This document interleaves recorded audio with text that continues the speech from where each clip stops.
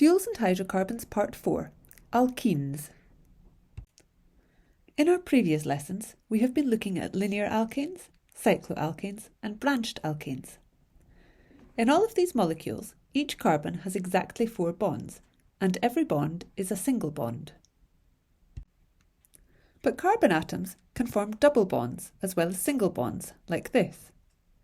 Note that the double bond counts as 2 bonds for each carbon atom, so in order to have 4 bonds in total, each carbon atom in this molecule gets only 2 hydrogen atoms.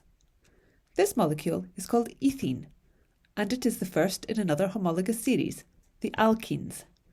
The E in alkene indicates that a double bond is present. All alkenes contain a carbon-to-carbon double bond.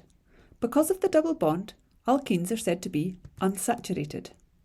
The double bond means that alkenes take part in lots of different reactions, whereas alkanes are quite unreactive. This makes alkenes very valuable chemicals. Let's look at the rest of the series. We have propene with 3 carbon atoms, butene with 4 carbon atoms, pentene with 5 carbon atoms. Can you decide on the names of the alkenes with 6, 7 and 8 carbon atoms? These are hexene, heptene and octene.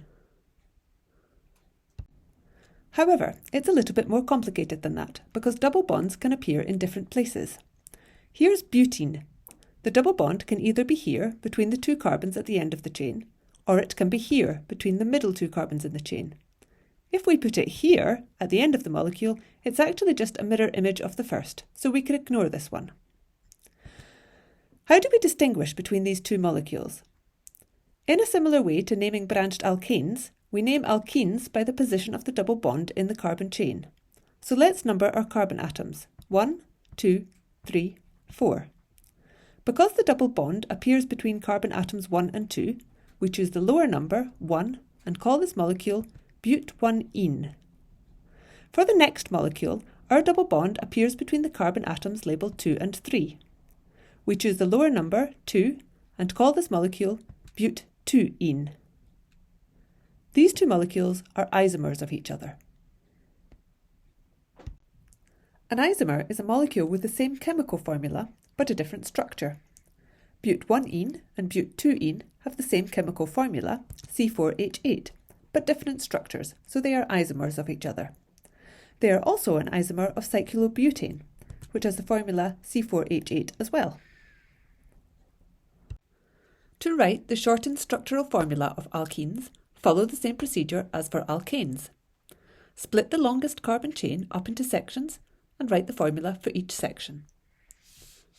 So let's start with the first carbon. Our first carbon has just 2 hydrogens attached to it because it's got a double bond to the next carbon. Let's move on to our second carbon atom in the chain. It only has 1 hydrogen atom on it. Our third carbon atom has 2 hydrogen atoms on it, CH2, and our fourth carbon atom has 3 hydrogen on it, CH3. And that's it. Let's run through another example. This molecule is pent2-ene. So we'll split up our carbon chain into different carbon atoms and we'll consider each section one at a time.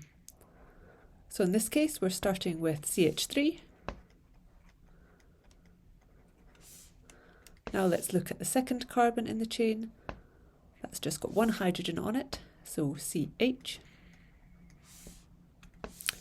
Our third carbon, again, has just 1 hydrogen atom on it, CH.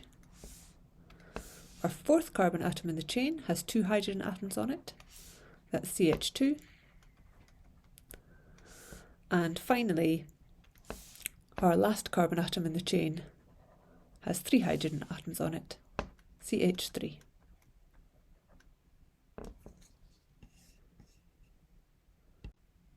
We can now bring all that knowledge together and name branched alkenes.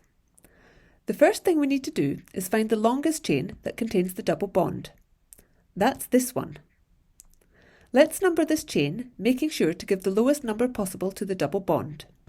1, 2, 3, 4, 5.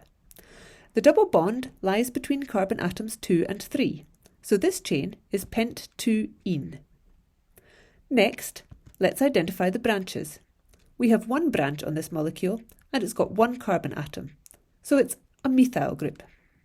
Because it's attached to carbon atom number 4, we label it 4-methyl.